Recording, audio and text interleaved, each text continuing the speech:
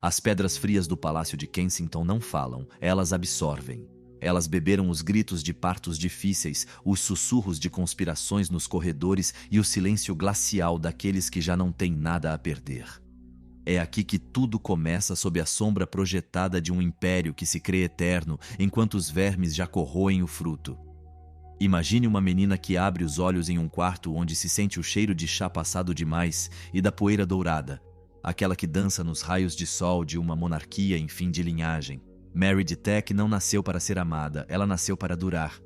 Ela chegou ao mundo no momento preciso em que a roda da história se preparava para triturar os ossos dos reis. Enquanto os fios de seda das dinastias europeias se entrelaçavam para formar uma mortalha invisível sobre o continente, ela permanecia ali, imóvel, espectadora de um naufrágio que ela mesma acabaria por comandar. Ela não era uma rainha de contos de fadas, mas uma sobrevivente forjada no aço do dever. Foi dobrada, quebrada, esvaziada de seus afetos mais ternos para que restasse apenas uma estátua de mármore, capaz de carregar o peso de uma coroa pesada demais para uma só cabeça. Se você já sentiu que o destino exigia de você mais do que seu coração podia suportar, então esta história é o espelho da sua própria resistência. Em 26 de maio de 1867, Londres acorda sob uma luz cinzenta. No Palácio de Kensington, um novo nome é acrescentado ao registro das vaidades: Victoria Mary, Augusta, Louise, Olga, Pauline, Claudine, Agnes. 7 nomes para uma única criança. 7 âncoras lançadas na história para garantir que ela jamais fique à deriva. O mundo a chamará de May, como o mês de seu nascimento. Um nome curto, quase leve, que esconde uma realidade muito mais brutal. Ela é filha do Duque Francisco de Teck e da Princesa Mary Adelaide de Cambridge. Sangue azul corre em suas veias certamente, mas é um sangue que estagna. Seu pai não passa de um príncipe de segunda categoria, um rebento da casa de Württemberg marcado pelo selo da infâmia social da época. O casamento morganático. Neste século XIX obcecado pela pureza das linhagens, isso significa que Francisco é um pária dourado. Ele possui o título, mas não o poder. Tem o nome, mas não o cofre. Ele é o homem que deve se curvar diante de primos menos inteligentes, porém melhor nascidos. É uma insidiosa afronta biológica que a pequena May aprenderá a ler nos olhos esquivos da alta nobreza alemã. Ela é convidada para os salões, mas não é ouvida nos conselhos. Recebe um lugar à mesa, mas não as chaves do reino. Sua mãe, a princesa Mary Adelaide, é o exato oposto dessa rigidez humilhada. Neta do rei George III e prima da rainha Vitória, ela é um furacão de carne e afeto que o povo londrino adora com uma ferveu quase inquietante. O apelido dela é Mary Gorda. Não é um deboche, é a constatação de seu excesso. Ela é volumosa, barulhenta e generosa até o suicídio financeiro. Gasta o dinheiro que não tem para comprar a ilusão de uma grandeza desaparecida. As faturas se acumulam sobre as mesas de mogno, os criados cochicham atrás das portas de serviço e os credores começam a rondar o palácio como hienas em torno de uma carcaça real. Mary Adelaide ri, abraça as multidões e ignora os números vermelhos que se alinham nos registros. A hipocrisia é total. Sorriem para a princesa enquanto desprezam a devedora. Mas antes de descobrirmos o horror que se escondia por trás desses sorrisos de fachada e como essa ruína iminente forçaria uma criança a se tornar uma mulher de pedra, junte-se ao nosso círculo para não perder nada desta ascensão implacável. O dinheiro nunca mente, nem mesmo para uma princesa. Quando May completa 5 anos, a festa acaba. A fuga é disfarçada de viagem cultural. A família deixa Londres rumo a Florença, na Itália. Não é pelo amor aos afrescos renascentistas ou pela doçura do clima toscano. É porque a vida no continente é mais barata do que manter uma fachada decente na Inglaterra. É o exílio dos pobres de luxo. Florença torna-se o palco de uma educação pelo vazio. Durante 2 anos, a pequena May absorve uma cidade da qual não possui os códigos, fala uma língua que domina apenas pela metade e contempla uma beleza que jamais solicitou. Mas o silêncio das igrejas e a frieza dos museus florentinos estão esculpindo sua alma. Ela aprende que o mundo é vasto, que a história não se lê nos livros, mas na pedra que sobrevive aos homens. Ela nunca foi uma criança emotiva. Não chora para atrair atenção, não cai na gargalhada para encantar os convidados. Ela observa. Observa com uma intensidade que deixa os adultos desconfortáveis. Por trás de seus olhos claros e imóveis, uma inteligência fria mapeia as fraquezas daqueles ao seu redor. Ela vê as lágrimas escondidas de seu pai humilhado, as dívidas insolúveis de sua mãe exuberante e a fragilidade dessa nobreza que se sustenta apenas por um fio de seda. May constrói uma armadura. Compreende cedo demais que, para não ser despedaçada pela história, é preciso tornar-se tão dura quanto ela. Ela não busca o amor, busca a estrutura. Florença lhe deu a perspectiva. Ela agora sabe que impérios podem desmoronar, mas as pedras permanecem erguidas, e ela pretende, custe o que custar, tornar-se uma dessas pedras. O regresso ao solo inglês não teve nada de triunfo. Assemelhava-se mais a uma rendição discreta, um repatriamento de devedores sob vigilância rigorosa. A família estabeleceu-se em White Lodge, no coração do Richmond Park. Aquilo não era uma residência, era um empréstimo, uma caridade da rainha Vitória, cuja generosidade era sempre proporcional ao controle que pretendia exercer. Aqui começa o capítulo mais oculto da formação de Mary. Por trás das paredes dessa residência de tijolos pálidos, uma sombra imensa se estendia sobre ela, a da soberana mais poderosa do globo. Vitória não era apenas sua prima ou mentora. Ela era a arquiteta das muralhas invisíveis onde Mary passaria o resto de sua vida. A velha rainha era um monólito de luto e vontade, uma mulher capaz de esmagar os ímpetos de quem a rodeava com um simples franzir de sobrancelhas. Mary não a admirava com a inocência de uma parenta.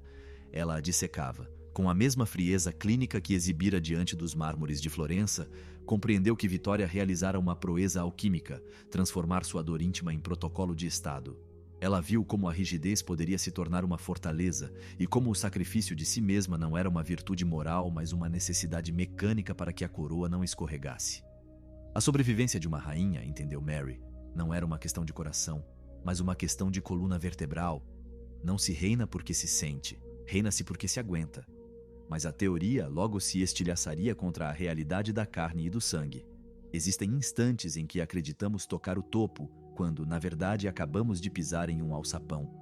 Em 1891, Mary tem 23 anos. É a idade em que as ambições se tornam nítidas. O príncipe Albert Victor, duque de Clarence, herdeiro presuntivo do trono logo após seu pai, fixa seus olhos nela. Chamam-no de Eddie. Nos corredores do palácio, sabe-se que essa escolha não é fruto de uma paixão avassaladora, mas de um cálculo de sobrevivência dinástica. Eddie é o neto preferido de Vitória, mas é também o elo mais fraco da linhagem. Casar-se com Eddie não era desposar um homem, era casar-se com o futuro do império mais vasto que a terra já conhecera. Mary aceitou com uma impassibilidade que começava a assustar seus próprios pais. Por algumas semanas, o destino pareceu finalmente lógico. Ela, a princesa pobre, inteligente e austera, tornava-se o arrimo indispensável daquele herdeiro cuja reputação já vacilava sob o peso dos rumores e da indolência. O mundo aplaude, a imprensa exulta, mas por trás da cortina de veludo, o retrato é mais sombrio. Eddie é um enigma de vazio, é um homem de algodão em um mundo de ferro. Historiadores murmurariam mais tarde sobre seus costumes, sua saúde mental, suas andanças pelos submundos de Londres. O que é certo é que ele não possuía consistência alguma. Era disperso, influenciável, incapaz da menor firmeza. Mary, com seu olhar de ave de rapina que registrava cada fraqueza, sabia perfeitamente a quem estava se acorrentando. Ela via as rachaduras no vaso de cristal, sabia que ele precisaria dela mais do que de qualquer ministro, e que o trono exigiria de Eddie o que ele era organicamente incapaz de oferecer. Ela não disse nada. Preparava-se para o papel de sua vida, o de força oculta por trás de uma coroa falha. O inverno de 1891 caiu sobre a Inglaterra como uma mortalha de geada. Um frio úmido, pegajoso que se infiltra nos pulmões para nunca mais sair. Foi durante esses dias sombrios que a tragédia escolheu o seu momento. Eddie, cuja constituição era tão frágil quanto seu caráter, foi atingido pela influenza. O que começou como uma tosse banal transformou-se em poucas horas em um combate respiratório atroz. A doença progredia com uma rapidez que aterrorizou os médicos da corte. O futuro rei do império sufocava em lençóis de seda, enquanto Mary, imóvel à cabeceira da incerteza, via seu destino de rainha evaporar a cada respiração curta de seu noivo. O fio de seda que a ligava ao trono estava prestes a se romper. E o mundo ainda não sabia que, no silêncio daquele quarto de enfermo, era a história inteira do século XX que estava prestes a mudar de rumo. O ar no quarto de Sandringham tornou-se irrespirável, saturado pelo cheiro metálico da enfermidade e pelo perfume pesado dos círios que já ardem por um homem ainda vivo. Em poucos dias, a febre deixou de ser uma simples indisposição de príncipe mimado.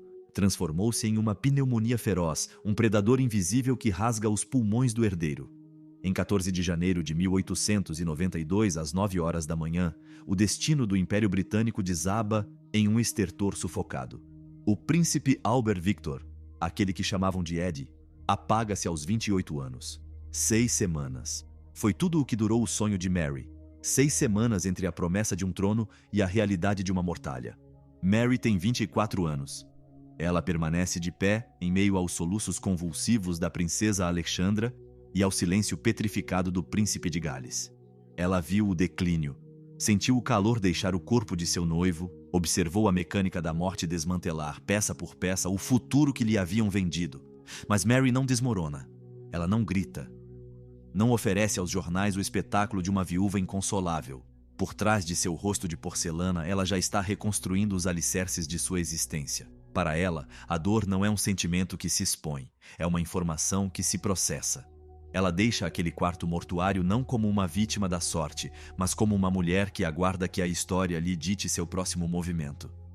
Permanece inacessível. Uma estátua de mármore em um palácio em pleno naufrágio emocional. O luto que abate a família real é uma maré negra. A rainha Vitória, essa soberana que enterrou tantos dos seus que a própria vida se assemelha a um cemitério de gigantes, está destroçada. Ed era o seu preferido, o primogênito da linhagem, aquele sobre quem repousava a ilusão de uma continuidade sem falhas. Mas, enquanto a corte se veste de negro e os sinos de Londres dobram pelo fim de uma ambição caída, Mary opera uma metamorfose silenciosa. Ela não busca esquecer Ed, busca reorganizar sua alma. Compreende, com uma maturidade que beira a crueldade, que sua sobrevivência depende de sua capacidade de permanecer inteira onde os outros se quebram. Ela sabe que ainda é uma peça mestra no tabuleiro e que o jogo jamais para pelos mortos. Na sombra do irmão falecido está George, o segundo filho, o príncipe de reserva.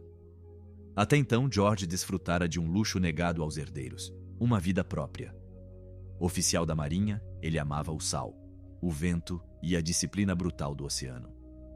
O mar lhe oferecia uma identidade que seu sobrenome não podia ditar. Era sério, um pouco rude, desprovido da frivolidade perigosa de Ed. Mas a morte não pede a opinião dos marinheiros. De um dia para o outro, George é arrancado de seus navios. Ele é o herdeiro. Carrega agora sobre os ombros o peso de um mundo que não escolheu governar. E, neste novo panorama de deveres esmagadores, há uma silhueta que se destaca, a da noiva de seu irmão. Mary de Teck torna-se o objeto de um cálculo dinástico de uma frieza absoluta. Para a corte, ela é o remédio perfeito. É educada, livre de escândalos e, acima de tudo, já foi a escolhida pela velha rainha. Por que mudar uma fórmula que funciona? O que vai nascer entre Mary e George não é um romance de varanda ou de poesia. É um pacto. 2 seres que o dever lançou na mesma vala comum das ambições reais e que vão, pouco a pouco, descobrir que a lealdade é um cimento mais sólido que a paixão. Mas para chegar a este casamento, Mary precisa enfrentar a prova mais insidiosa, a espera. Ela deve permanecer visível nos salões sem parecer impudente. Deve estar disponível sem parecer desesperada. Precisa navegar neste purgatório social onde cada sorriso é analisado e cada silêncio é julgado. É uma forma de heroísmo invisível. Uma guerra de desgaste psicológico onde ela ganha, a cada dia, um pouco mais de terreno apenas por sua dignidade. Em maio de 1892, George recebe o título de Duque de York. O tabuleiro está pronto, o substituto está no lugar. O que é amar quando o amor é um imperativo de Estado? Mary passará a vida respondendo a essa pergunta, não com palavras, mas com uma presença imutável. George não era o homem dos versos, era o homem do protocolo. E nesse mundo de ferro e seda, era exatamente disso que ela precisava para não submergir. As cortinas se abrem para uma nova era, mas os fantasmas de Sandringham nunca estão longe. Eles vagam pelos corredores de White Lodge, lembrando a Mary que cada coroa é uma prisão da qual se perdeu a chave. George era um homem compacto, talhado em uma madeira bruta que os ventos do Atlântico endureceram durante seus anos a serviço da Marinha Real. Ele não possuía a graça evanescente de seu irmão Ed, e muito menos sua inclinação para as zonas de sombra. Com ele, tudo era ordem, pontualidade e rotina. Para os cortesãos habituados a adornos, essa rigidez passava por estreiteza de espírito. Na realidade, era um mecanismo de sobrevivência. Diante do cadáver ainda quente de seu irmão, George compreendeu que o caos nunca avisa antes de bater à porta dos palácios. Ele refugiou-se em uma existência milimetrada, colecionando selos com uma fervor que seus contemporâneos julgavam excêntrica ou até patológica. Cada selo dentado era um pequeno pedaço de mundo que ele podia classificar, colar e dominar, longe da imprevisibilidade sangrenta da história. Amava o mar com uma intensidade quase dolorosa, essa extensão selvagem que lhe oferecia uma identidade própria, longe das douragens sufocantes de Buckingham. Mas a sucessão é um monstro que não tolera paixões pessoais. Ela o arrancou de seus navios para encerrá-lo no uniforme de um herdeiro que ele jamais desejou ser. George era direto, às vezes até a brutalidade, incapaz das adulações que a corte exigia. Seus gestos de afeto eram raros, concretos, desprovidos das rendas verbais que os romances da época atribuíam aos príncipes encantados. Ele era, em muitos aspectos, a antítese absoluta do que um destino romântico deveria reservar a Mary. No entanto, é sobre esse terreno árido e sólido que eles construiriam uma aliança capaz de resistir às tempestades, às revoluções e à agonia programada dos velhos impérios. A aproximação não foi um golpe de raio, mas uma manobra orquestrada pelas altas esferas da família real, com uma frieza que faria estremecer nossas sensibilidades modernas. A Rainha Vitória, essa viúva eterna cuja mente não parava de calcular probabilidades dinásticas, não buscava uma esposa para seu neto, mas uma coluna vertebral para a monarquia. Via em Mary uma mulher de substância, uma peça de ferro capaz de sustentar o edifício onde outras teriam se quebrado. Do outro lado, a princesa Alexandra, mãe de George, observava essa aproximação com uma distância glacial. Não conseguia olhar para Mary sem ver a sombra de seu filho mais velho desaparecido, e seu coração, saturado de mágoa, custava a aceitar essa substituta tão perfeita, tão necessária e tão incômoda. George e Mary começaram a se escrever. Suas cartas, longe de qualquer visão idealizada e açucarada, são testemunhos fascinantes de dois seres aprendendo a se domar dentro de uma gaiola dourada. George escrevia com uma franqueza desarmante, quase sem filtros, enquanto Mary respondia com uma elegância complexa, repleta de referências culturais que denunciavam uma inteligência vasta demais para os salões de Richmond. Ela não fingia, ela se adaptava. Em 3 de maio de 1893, o protocolo retomou seus direitos. George pediu oficialmente a mão de Mary. Ela aceitou com a tranquilidade que agora era sua armadura. Mas, sob a superfície, o jogo havia mudado. Não era mais um contrato com uma coroa abstrata, mas um pacto com um homem real, com seus silêncios, suas manias e seu medo visceral da desordem. Em 6 de julho de 1893, Londres parou de respirar para o casamento na capela real do Palácio de St. James. As ruas estavam saturadas por uma multidão em delírio, um misto de admiração pela resiliência de Mary e voyeurismo por aquela que sobreviveu ao luto para se casar com o irmão do falecido. Londres já a amava, não por sua beleza, mas por sua solidez. Na capela, Mary avançava em um vestido de cetim branco, uma armadura de prata e seda cuja cauda exigia uma coreografia milimetrada de suas damas de honra. As testemunhas não guardaram os cantos nem o incenso, mas o rosto de Mary. Ela exibia uma serenidade espectral, nenhum tremor, nenhuma hesitação. Não entrava no casamento por alívio, mas por certeza. Acabava de tomar posse de seu destino sem uma palavra a mais, sem um olhar a menos. Mas o preço dessa união não tardaria a ser cobrado pela biologia do Estado. Entre 1894 e 1905, a vida de Mary transformou-se em uma sucessão de maternidades aceleradas, quase mecânicas. 6 filhos em 11 anos. O ventre da futura rainha tornou-se o laboratório da continuidade imperial, um campo de batalha silencioso onde a intimidade era sacrificada no altar da sucessão. Cada nascimento era uma vitória política, mas também um passo a mais rumo ao apagamento da mulher por trás da função. O mundo via uma família modelo, George via seus herdeiros, mas Mary, ela já percebia que aquelas crianças nasciam em um mundo que logo iria arder. O testemunho silencioso desta época permanece no Palácio de St. James, cujas paredes viram passar tantas noivas de sacrifício, mas nenhuma possuía aquele brilho de aço no olhar. Mary de Teck não era mais a menina exilada em Florença. Era agora a âncora de um império que ainda não sabia que iria naufragar. Ela aceitara George, aceitara os filhos, aceitara o silêncio, mas a história, em sua crueldade, ainda não havia terminado com ela. Aguardava o momento certo para testar essa mulher que nada parecia ser capaz de quebrar. O ventre de uma princesa não é um santuário, é um laboratório de Estado. Entre 1894 e 1905, Mary de Teck deixou de ser uma mulher para se tornar uma usina biológica dedicada à perenidade dos Windsor. 6 filhos em 11 anos. 6 herdeiros lançados na arena de um destino que jamais pediram. Houve primeiro Edward, a quem a família chamava de David, o futuro Edward VIII, nascido sob o peso de um charme que se tornaria seu próprio veneno. Depois Albert, o futuro George VI, aquele garotinho gago que teria de carregar uma coroa pesada demais para seus ombros frágeis. Houve Mary, a única filha, prisioneira das rendas e do silêncio, seguida por Henry, George e, finalmente, John. O pequeno John. Aquele cujo próprio nome ressoa hoje como um grito abafado nos corredores da história.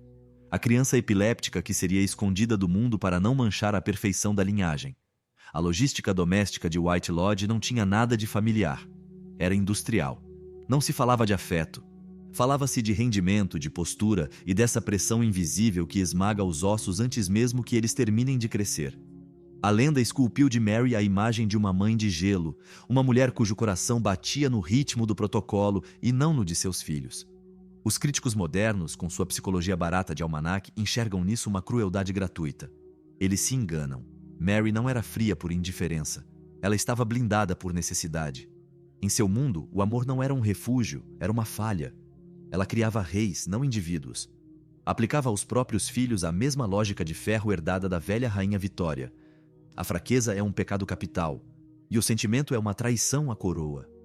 Nunca lhe perguntaram o que ela sentia em meio aos nascimentos e lutos, apenas lhe perguntaram quanto tempo ela conseguia ficar de pé sem vacilar. Ela exigia de seus filhos o que impunha a si mesma, ignorando que o metal que se tempera com violência demais acaba sempre por se quebrar. A história julgará essa educação com uma severidade implacável, pois, por trás da fachada de perfeição, já se preparavam as tempestades da abdicação e as lágrimas do exílio. O século XX avançou sobre a Europa com o sorriso voraz de um predador faminto. Nas capitais, a eletricidade substituía as velas, criando uma ilusão de clareza onde a sombra dos velhos impérios se esticava perigosamente. Em Londres, acreditava-se ainda que o mundo pertencia aos Windsor, pois no topo do edifício reinava soberana Vitória. Ela era a pedra angular, a rocha sobre a qual a chuva das décadas deslizava sem deixar rastro. Mas a pedra sempre acaba por se esfarelar sob o assalto do tempo. Em 22 de janeiro de 1901, em Osborne House, na ilha de Wight, o silêncio tornou-se subitamente mais espesso. A rainha Vitória rendeu seu último suspiro aos 81 anos. Após 63 anos de um reinado que redefiniu a geografia do globo.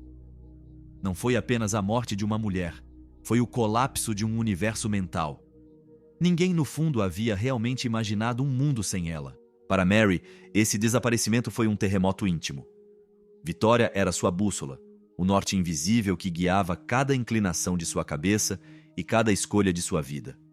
Ela perdia o modelo vivo de sacrifício, aquela que lhe ensinara que a rainha deve morrer para que a coroa viva.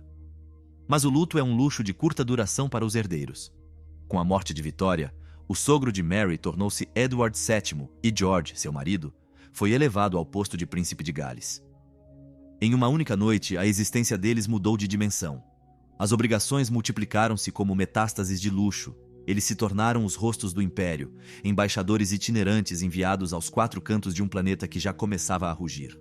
Partiram para a Austrália, inaugurando o primeiro parlamento federal após uma viagem de meses por mares que pareciam nunca terminar.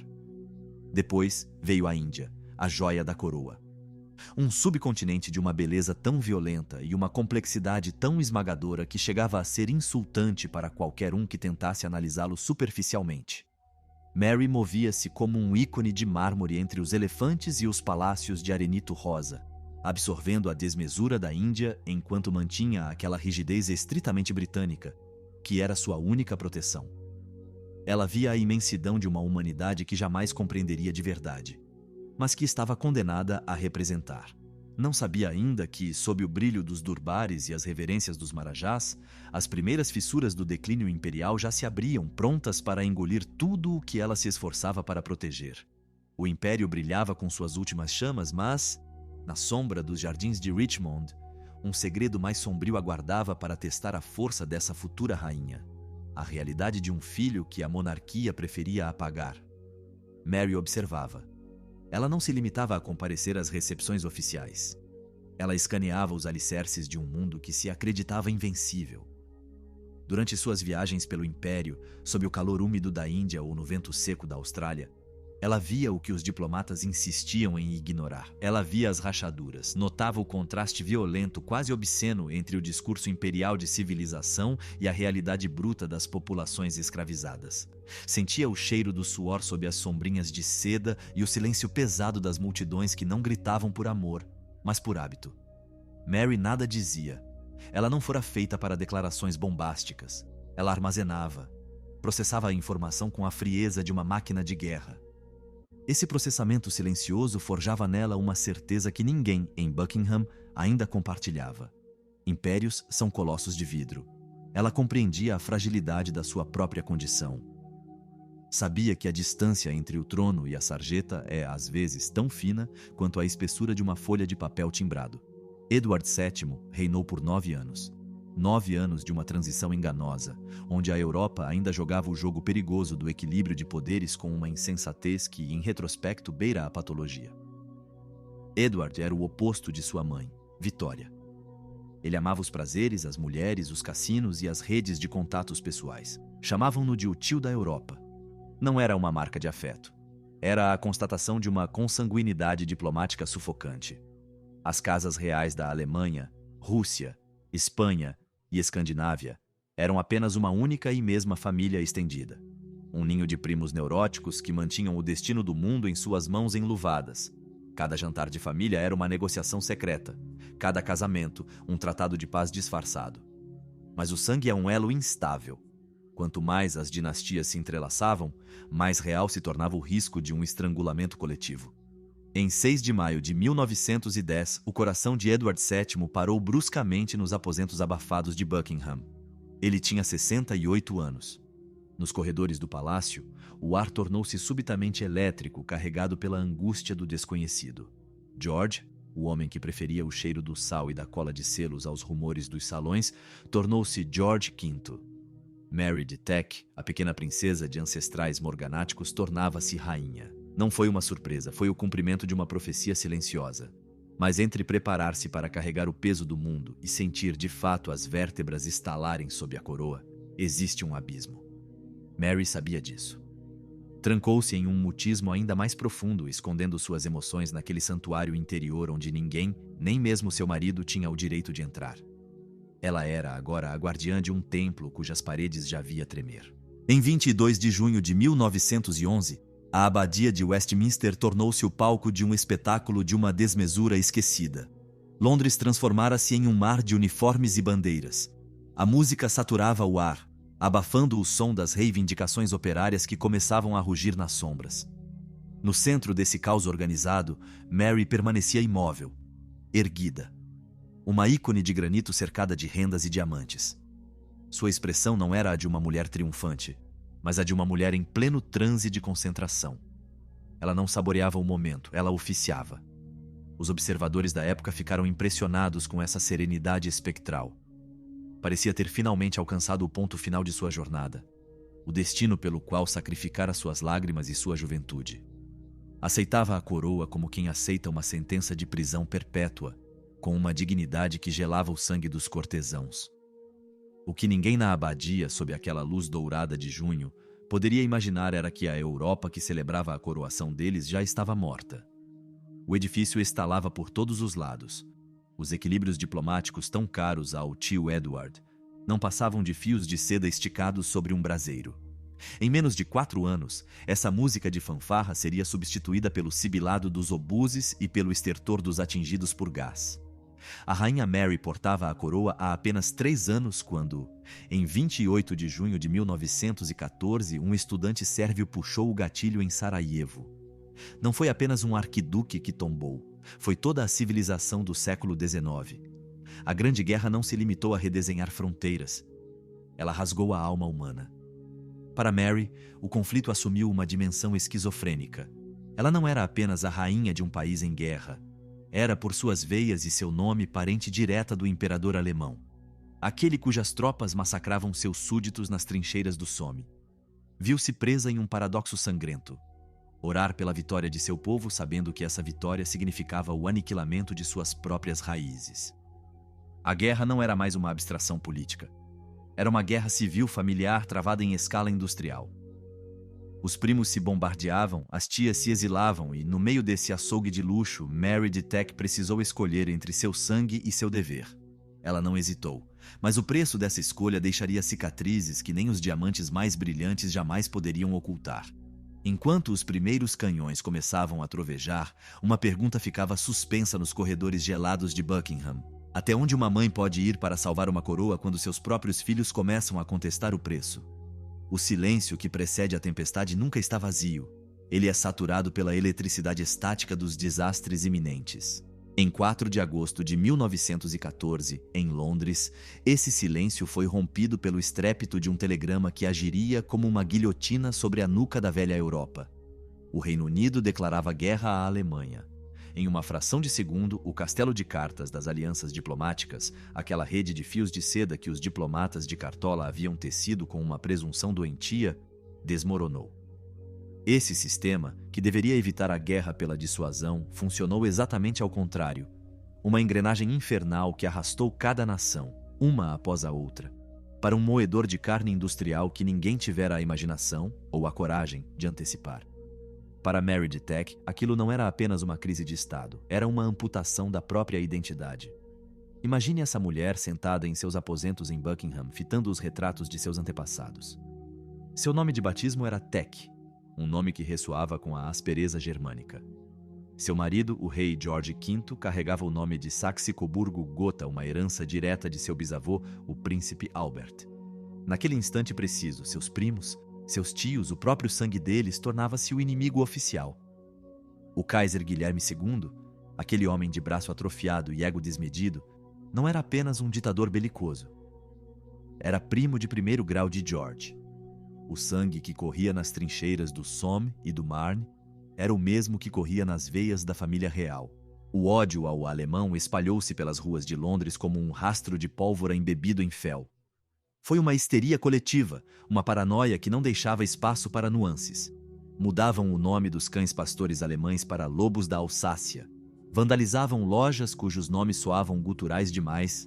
Agrediam vizinhos estabelecidos há 30 anos em nome de uma pureza patriótica feroz. Nesse clima de inquisição moderna, a família real era um alvo móvel.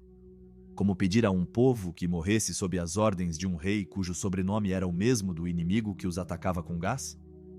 A coroa estava prestes a escorregar, não por causa de uma revolução, mas por causa de uma sílaba.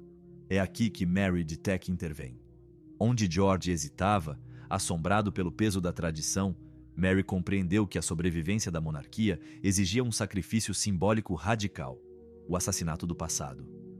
Em julho de 1917, com um traço de pena cirúrgico, George V proclamou que a Casa Real Britânica abandonava todos os seus nomes alemães. O Saxe-Coburgo-Gotha não existiam mais. Em seu lugar, escolheram Windsor, o nome de um castelo, de uma pedra, de uma permanência inglesa.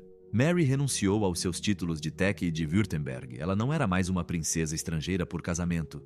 Ela tornava-se a própria âncora da nação. Quando o Kaiser Guilherme soube da notícia, cuspiu uma frase que ficou famosa pelo cinismo. Disse que esperava ter o prazer de assistir, em breve, a uma representação da peça de Shakespeare intitulada As Alegres Comadres de Saxe-Coburgo-Gotha. Era o sarcasmo de um perdedor. Ele havia entendido que Mary e George acabavam de vencer a maior batalha de relações públicas da história. Eles haviam se divorciado do próprio sangue para permanecer no trono. Antes de descobrir o horror que se escondia por trás desses sorrisos de fachada e a maneira como uma traição familiar selaria o destino sangrento da Rússia. Junte-se ao nosso círculo para não perder nada. A parede de tijolos do porão Ipatiev, em Ekaterimburgo, não carrega apenas marcas de balas, ela carrega o estigma do fim de um mundo.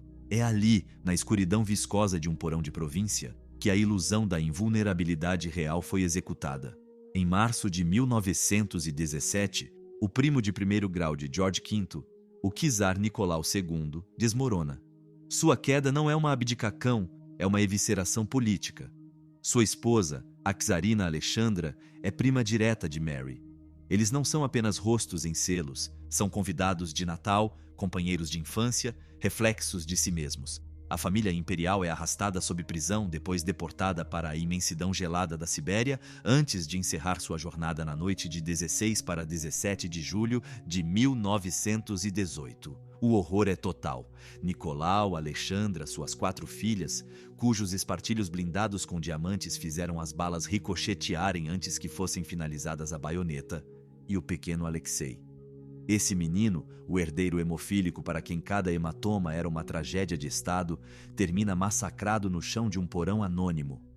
Mary recebe a notícia com aquele silêncio que se tornou sua marca registrada, um silêncio de chumbo que sufoca o grito. Não existe elegância para descrever tamanha carnificina. Seus pares, seus iguais em sangue, foram varridos por uma maré humana que não fez distinção entre o cetro e o berço. Para Mary, isso não é apenas um luto familiar. É um aviso existencial gravado em sangue. A pergunta que agora assombra os corredores de Buckingham é de uma brutalidade límpida. Se o colosso russo pôde se desintegrar em poucos meses, qual trono ainda está seguro? Ela compreende, com aquela inteligência fria e pragmática, que as dinastias não são eternas por direito divino. Elas são apenas sobrevidas concedidas pelo povo. A diferença entre reinar e servir acaba de saltar diante de seus olhos. Para sobreviver não basta mais existir pelo nascimento. É preciso justificar sua presença a cada minuto, a cada dia, sob o olhar implacável de uma nação que aprendeu a não ter mais medo. Mary decide então transformar a monarquia em uma religião do cotidiano. Ela constrói um vínculo que não repousa mais na tradição cega, mas em uma presença física e constante. Quer provar que os Windsor não são feitos de porcelana, mas da mesma matéria que os operários de Manchester ou os mineiros do país de Gales. Em 11 de novembro de 1918, o estrondo dos canhões finalmente cessa, dando lugar ao silêncio ensurdecedor dos cemitérios. 17 milhões de mortos. Esse é o preço do novo mundo. O mapa da Europa é uma ferida aberta que os diplomatas tentam costurar sem anestesia. 4 impérios colossais evaporaram na fumaça dos obuses: o austro-húngaro, o otomano, o russo e o alemão. Os primos de Mary, ontem senhores de continentes, são hoje fantasmas sem coroa, exilados sem malas, homens cujos nomes não têm mais valor legal. E, no entanto, Mary ainda está lá. Ela não permaneceu rainha por sorte.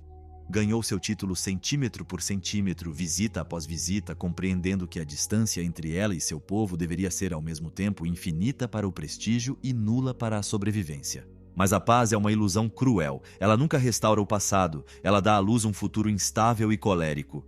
Os anos 1920 chegam com uma frenesi que lembra uma convulsão.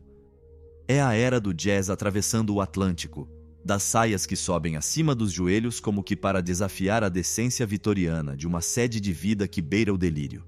As mulheres, essas sombras que fizeram as fábricas girarem e mantiveram os hospitais de pé enquanto os homens apodreciam nas trincheiras, não querem mais voltar para a obscuridade.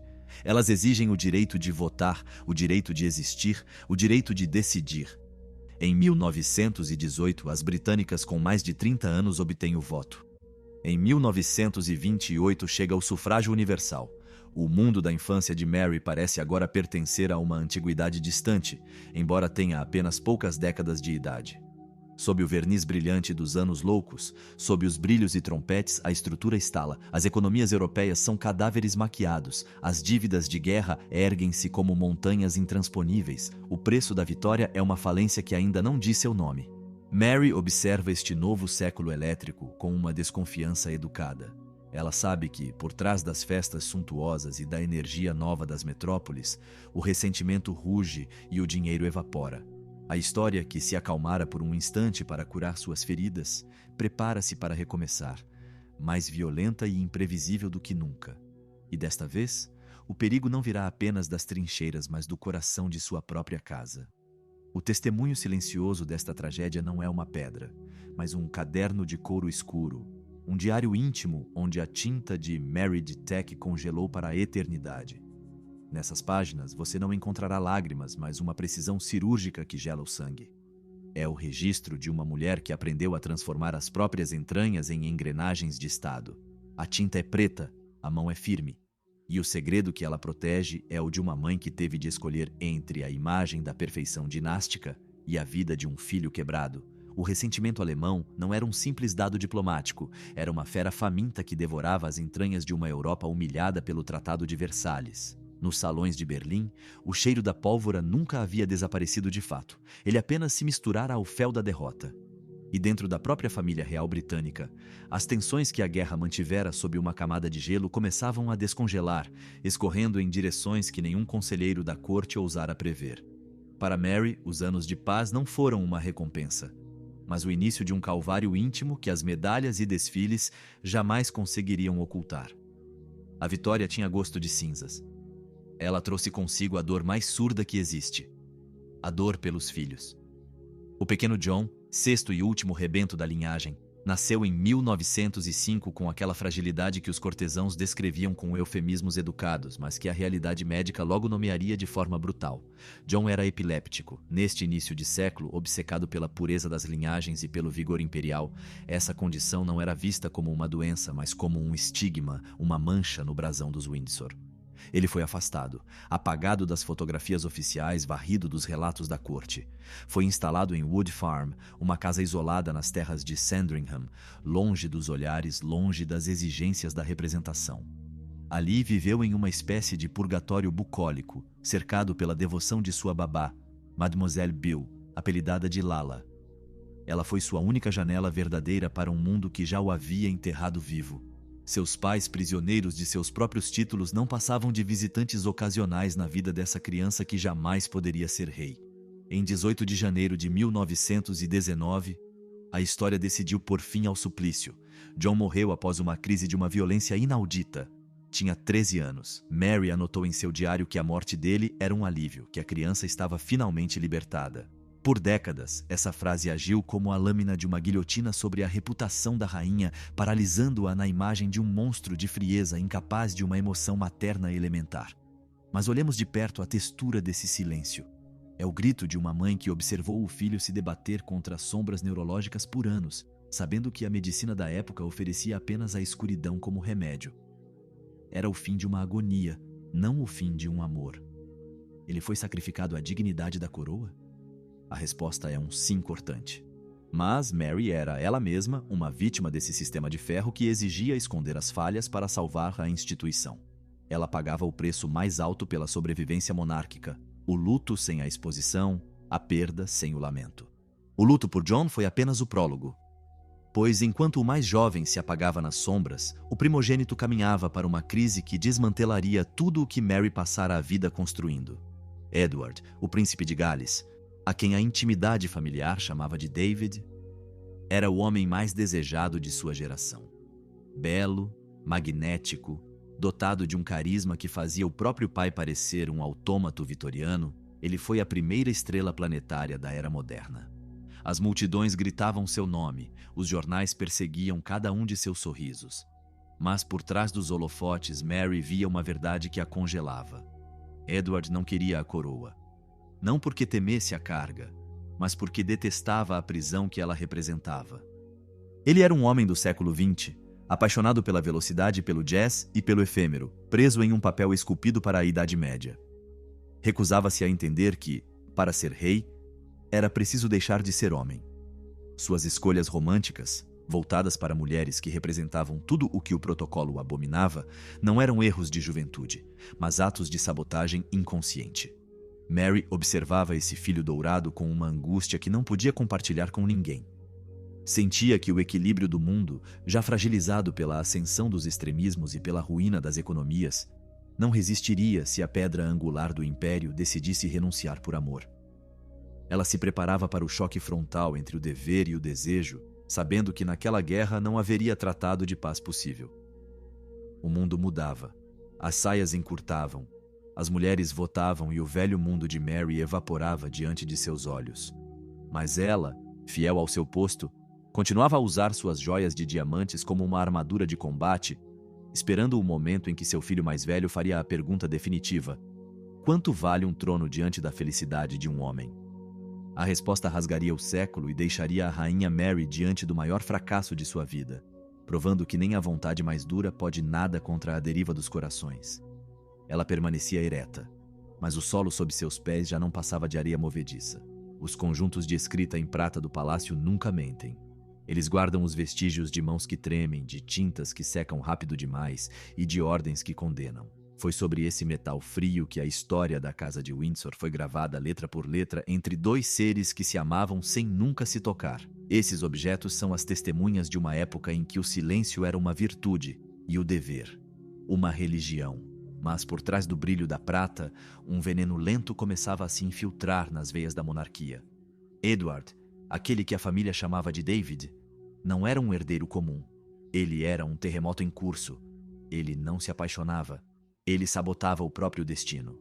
Sistematicamente, buscava conforto nos braços de mulheres já presas pelas correntes do matrimônio. Mulheres com passados saturados de complexidades, estrangeiras a um sistema que a coroa não podia nem queria digerir. Cada conquista era uma provocação, cada abraço um golpe violento contra os limites do aceitável. Era como se ele testasse a flexibilidade das paredes de Buckingham, procurando o ponto exato de ruptura. Mary de Teck, sua mãe, o observava de seu promontório de mármore. Ela via o homem por trás do príncipe e o que via gelava seu sangue. Compreendia que seu filho não buscava o amor, mas a fuga. Pressentia a colisão frontal entre o desejo de um homem e a sobrevivência de uma linhagem, um conflito onde as palavras já não tinham poder algum. Enquanto isso, o relógio biológico do reino desacelerava. George V, o rei marinheiro, desmoronava. Os anos de guerra deixaram nele um cansaço que nem as curas em Bognor Regis conseguiam mais dissipar. Desde a crise pulmonar de 1928, o rei não passava de uma sombra de si mesmo. Um soberano sem fôlego cuja cada inspiração parecia uma vitória arrancada do nada. Sua relação com Mary havia se tornado uma obra-prima de formalismo protetor. Eles escreviam cartas um para o outro, mesmo morando sob o mesmo teto, partilhando uma intimidade feita de respeito mútuo e de silêncios necessários. Era um amor de ferro e seda, forjado por 40 anos de crises mundiais e sacrifícios pessoais. Mas o ferro sempre acaba enferrujando. Em 20 de janeiro de 1936, em Sandringham, o inverno tornou-se mais pesado. O rei partiu em um sopro de névoa. Mary, viúva aos 68 anos, encontrava-se diante do vazio de 42 anos de casamento, mas ela não tinha o luxo das lágrimas. Seu filho mais velho, o brilhante, o carismático, o perigoso Edward, tornava-se Edward VIII. O mundo aplaudia, mas Mary sentia o cheiro do naufrágio. Carregava em si um pressentimento sombrio, uma certeza silenciosa de que esse reinado seria uma traição. Sabia que seu filho não estava pronto para morrer para si mesmo e deixar o rei viver. Há crises que vemos chegar como nuvens de tempestade no horizonte, mas cujo raio nos cega quando finalmente atinge. A abdicação não foi um acidente de percurso, foi o ápice de uma renúncia interior. Edward VIII começara seu reinado com uma popularidade insolente, mas seu coração já estava em outro lugar. Uma força nova acabara de entrar na equação.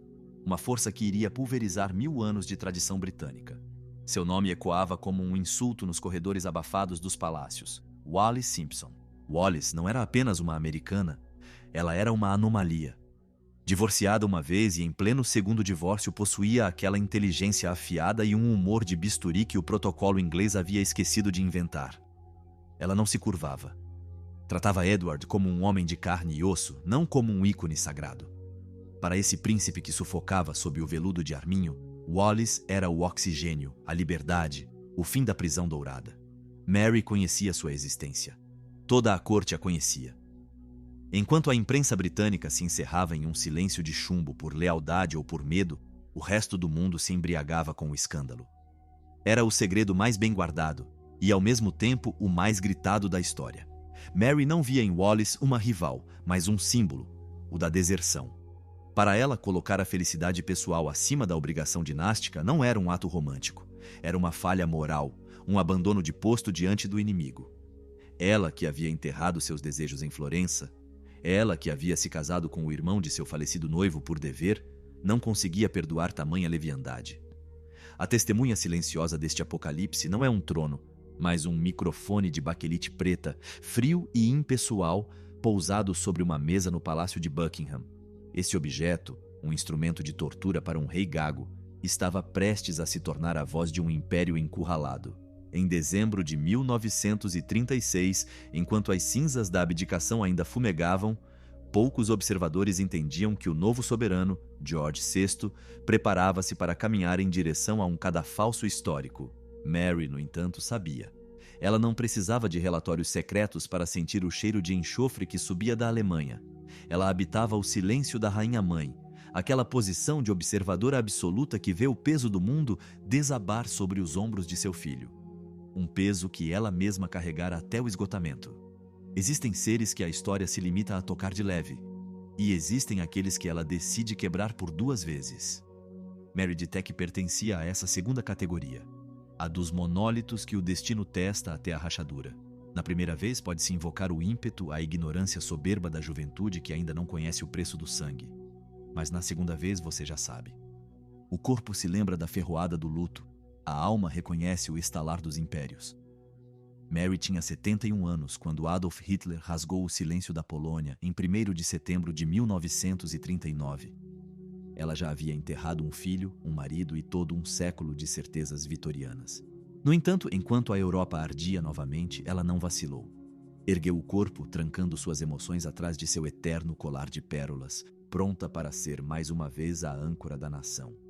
Em 3 de setembro de 1939, o Reino Unido entrava em guerra.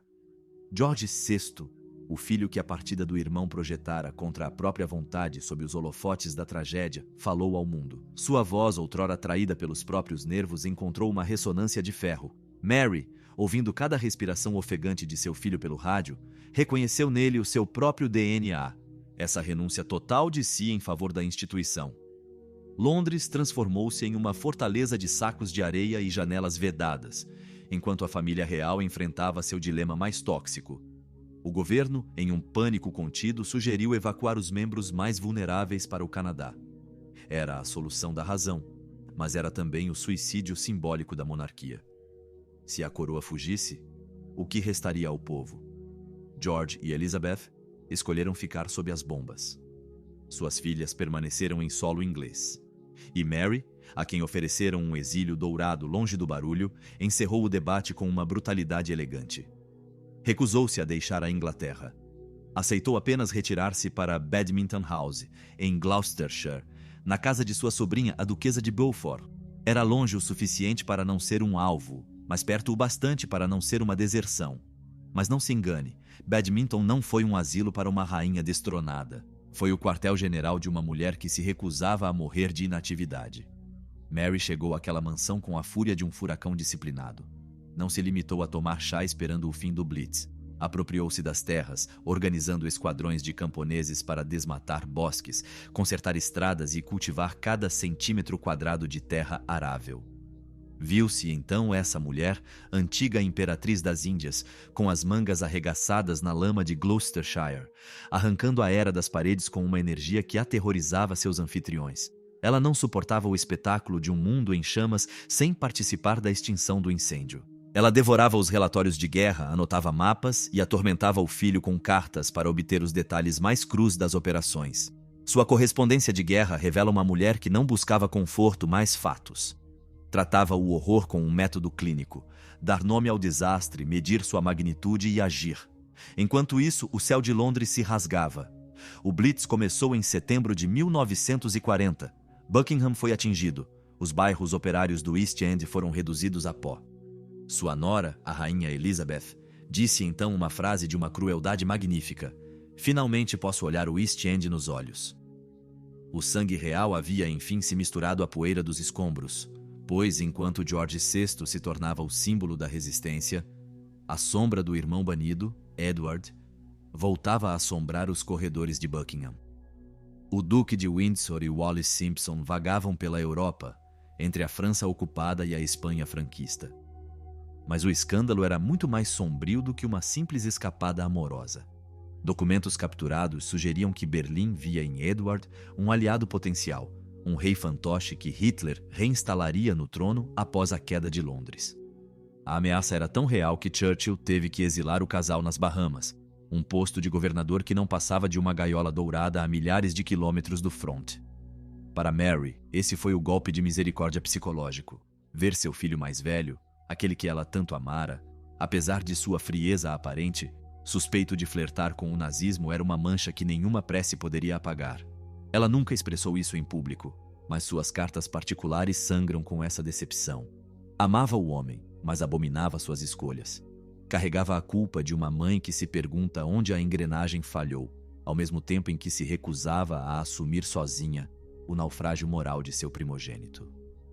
Em 8 de maio de 1945, a Alemanha capitulou. A Europa explodiu em uma alegria convulsiva, uma euforia de sobreviventes que mal disfarçava o cheiro das valas comuns. Mary deixou Badminton para retornar a uma Londres desfigurada. Voltou para uma cidade onde os palácios estavam cicatrizados e onde a hierarquia social havia sido definitivamente abalada pelo esforço de guerra. Sobrevivera a 2 apocalipses, vira seu filho George VI transformar-se em um monarca de ferro, mas sabia, no fundo de seu coração de pedra, que o preço dessa vitória era o colapso definitivo do mundo que a vira nascer. Instalou-se novamente em Marlborough House, pensando talvez que a história, depois de tanto testá-la, daria, enfim, um instante de repouso. Mas o destino dos Windsor nunca é um rio tranquilo. É uma sucessão de sacrifícios dos quais Mary era, ao mesmo tempo, a suma sacerdotisa e a vítima mais devotada. Permanecia ereta, uma relíquia viva de um império que se apagava, esperando o próximo sinal do relógio, pois sabia que, para uma rainha, a guerra nunca termina de verdade. Ela apenas muda de rosto. O espelho de Marlborough House não reflete mais uma mulher, mas um monumento. Aos 77 anos, Mary de Teck é uma sobrevivente do apocalipse. Ela viu 2 guerras mundiais devorarem a juventude de seu país, 4 impérios desmoronarem como castelos de cartas, um filho morrer nas sombras e outro desertar o trono por fraqueza sentimental. Desde os 24 anos, ela não conhece um único dia de paz verdadeira. Permaneceu ali imutável, com o olhar fixo no horizonte, registrando cada terremoto sem jamais permitir que uma ruga de emoção perturbasse sua máscara de porcelana. Ela é o tipo de indivíduo que a história não consegue quebrar, pois já aceitou ser moldada por ela. Tornou-se o metal frio do dever. Mas enquanto o mundo entra em uma nova era, Mary prepara-se para enfrentar a prova mais insidiosa de sua vida: o silêncio dos sobreviventes. Existe uma solidão que apenas conhecem aqueles que viveram tempo demais. Não é a ausência de companhia, mas a ausência de testemunhas. Mary caminha por corredores povoados de fantasmas. Ela é a memória viva de uma realidade que os novos ministros de terno cinza já consideram arqueologia.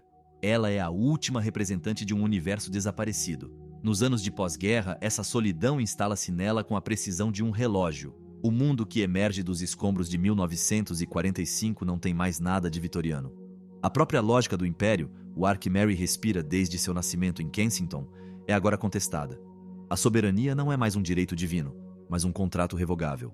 A sombra da descolonização estende-se sobre os tapetes de Buckingham.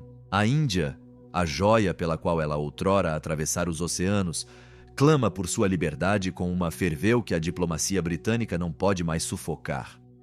Em agosto de 1947, a lâmina cai. Índia e Paquistão tornam-se soberanos. Com um traço de pena, o título de Imperatriz das Índias, carregado com um orgulho de granito desde Vitória, evapora. Para Mary, isso não é uma derrota militar, é uma amputação identitária. Ela foi o símbolo de uma dominação mundial por 25 anos, e de repente, esse título não passa de uma linha rasurada nos registros. É mais um fio que se rompe na teia de sua vida, mas o golpe seguinte será desferido no coração de sua própria carne. George VI, seu filho, o rei contra a própria vontade que carregara a nação sobre seus ombros gagos durante o Blitz, está morrendo. O estresse da guerra agiu como um ácido em seu organismo. Os médicos murmuram termos técnicos para mascarar uma realidade brutal. O corpo do rei falha peça por peça. Em 1949, amputam-lhe parte da perna direita para salvar uma circulação agonizante. Em 1951, retiram-lhe um pulmão. O diagnóstico escondido do público por trás de boletins de saúde lacônicos é implacável. Um câncer devastador. Mary visita o filho com a regularidade de um metrônomo. Ela é a mãe que vê o filho apagar-se, mas é, acima de tudo, a rainha que observa o enfraquecimento da coroa. Por trás de seus véus negros, ela mobiliza suas últimas reservas para não vacilar enquanto o solo treme sob seus pés. Em 6 de fevereiro de 1952, em Sandringham, o silêncio torna-se definitivo. George VI morre durante o sono aos 56 anos. É o quarto filho que Mary precisa enterrar. Não se sobrevive ao sepultamento de 4 filhos sem tornar-se você mesma uma espécie de espectro. Mas enterrar um filho que também é o rei, o homem que ela ajudou a forjar para redimir a traição de seu irmão mais velho, é uma tragédia que ultrapassa os limites do luto. Aos 84 anos, Mary faz então um gesto que resume toda a sua existência. Antes de desmoronar, antes de permitir que a tristeza a invada, ela se levanta e olha pela janela. Observa sua neta, a princesa Elizabeth, tornar-se a rainha Elizabeth II. Nesse olhar não há lágrimas. Há a transmissão de um fardo. A instituição continua. O preço pessoal pouco importa. Ele é apenas o imposto cobrado pela função. Antes de descobrir o horror que se escondia por trás desses sorrisos de fachada e o último ato de uma mulher que se recusou a morrer antes de ter visto o futuro, junte-se ao nosso círculo para não perder nada. As cortinas de veludo carmesim de Marlborough House já não sussurram. Elas se limitam a absorver, com uma indiferença secular, os últimos suspiros de uma mulher que carregou sobre as têmporas o peso de um mundo desaparecido. Mary de Teck não se apagou em um espasmo de drama ou em uma explosão de dor. Ela praticou o que dominava melhor, a renúncia sensorial. Foi uma retirada calculada, uma maré baixa que recua sem estrépito, deixando atrás de si uma margem aparentemente inalterada, mas cujo sal tudo petrificou. O apetite partiu, as forças declinaram e a engrenagem interna da rainha simplificou-se até a essência mais despojada. Em 24 de março de 1953, aos 85 anos, Mary de Teck deixa de respirar. Mas, mesmo neste último ato, ela permanece a arquiteta de sua própria lenda. Sua morte não é um ponto final, é uma diretriz de organização. Antes de fechar os olhos, ela deixa uma instrução de uma frieza clínica que beira o sublime. Os preparativos para a coroação de sua neta, Elizabeth II, não devem, sob hipótese alguma, ser interrompidos ou alterados por seu falecimento. É a essência de Mary condensada em uma única vontade. Morrer não deve desarranjar o cenário. O espetáculo da permanência deve continuar sobre o seu cadáver, se for preciso. Ela coloca a instituição acima de sua própria mortalha. O futuro da coroa acima da dignidade do luto. Ela se recusa a ser um obstáculo para o destino. Em 31 de março é sepultada na Capela de São Jorge, em Windsor, ao lado de George V, o rei marinheiro. Ela cumpriu sua palavra. Aquela que dera a si mesma na solidão de Kensington. Jamais abandonar o posto, não importa o preço humano. A história poderia terminar aqui, sob o mármore frio dos Windsor. Mas vidas que se encerram assim, como catedrais concluídas, deixam uma marca que deforma a realidade dos sobreviventes. A monarquia britânica contemporânea, com suas pompas, suas crises de legitimidade e seus anacronismos fascinantes, é o produto puro das mãos de Mary. Ela foi quem compreendeu, antes que as guilhotinas ou as revoluções o fizessem, que o trono no século XX não poderia mais ser um adorno de luxo. Ele deveria se tornar uma esponja, uma instituição capaz de absorver os golpes da história, de partilhar a poeira dos bombardeios e a fome dos racionamentos. Ela salvou os Windsor ao transformá-los em uma função de serviço público, uma burocracia do sagrado. Mas por trás dessa vitória institucional, esconde-se um cemitério emocional. Mary era uma mulher de uma época que não tinha palavras para a saúde mental. Um século que considerava o trauma como uma fraqueza de caráter e a psicologia como uma intrusão indecente. Ela exigiu dos seus uma contenção que beirava a mutilação psíquica. Para ela, a solidez não era uma postura, era uma convicção metafísica. A maneira como alguém se mantém em pé quando o mundo desmorona define o seu valor. Era uma regra magnífica, mas invivível. Seus filhos pagaram a conta de sua glória. Edward VIII escolheu o exílio e o leito de uma mulher divorciada porque não suportava mais o ar rarefeito dos cumes onde sua mãe o obrigava a respirar. Sua deserção mergulha as raízes no silêncio de uma mãe que amava, sem jamais saber expressá-lo de outra forma que não fosse a exigência. George VI, por sua vez, carregou a coroa como um instrumento de tortura, gaguejando sob o peso de uma infância onde a ternura era sempre subordinada à expectativa da perfeição. E o que dizer do pequeno John? A criança epiléptica, o filho escondido, apagado dos registros porque o sistema não sabia o que fazer com sua diferença. Ele permanece como a sombra mais densa desse legado, o lembrete brutal de que, para construir uma fortaleza, às vezes é preciso enterrar vivos nos alicerces. A história não é um tribunal de caridade. Ela não perdoa nem condena. Limita-se a refletir as sombras e as luzes no mesmo espelho falso. Mary de Teck foi grande por sua constância, mas limitada por sua incapacidade de abrir espaço para a fragilidade. Nasceu em um mundo de impérios e partiu vendo seus cadáveres juncarem o século, salvando o seu próprio apenas pela força de sua vontade. Existe uma fotografia de Mary tirada no limiar de seu fim. Nela, ela está sentada, com as costas de uma retitude assintosa para o tempo que passa. Usa um daqueles chapéus que eram sua armadura, seu uniforme de combate social. Ela encara a objetiva. Seu olhar não é terno, nem cruel. É o olhar de quem viu demais para ainda se surpreender e suportou demais para cogitar a rendição. Percebe-se ali uma curiosidade tranquila, quase insolente sobre o que o inferno ou o paraíso ainda podem lhe oferecer. É o retrato de uma rainha de ferro, mas é, acima de tudo, o retrato de uma mulher que viveu a vida que lhe foi imposta sem jamais pedir desconto, sem jamais fingir que não doía. Uma vitória total, absoluta e aterrorizante. O silêncio retornou a Marlborough House. A poeira dança nos raios de sol que atingem os móveis que Mary tanto amava colecionar. Ela não está mais aqui para classificá-los, mas a ordem que impôs ao seu século permanece. Ela partiu deixando uma lição que a nossa época parece ter esquecido. Não se possui uma coroa, pertence-se a ela. E para Mary de Teck, o pertencimento era a única forma de liberdade que valia a pena ser vivida.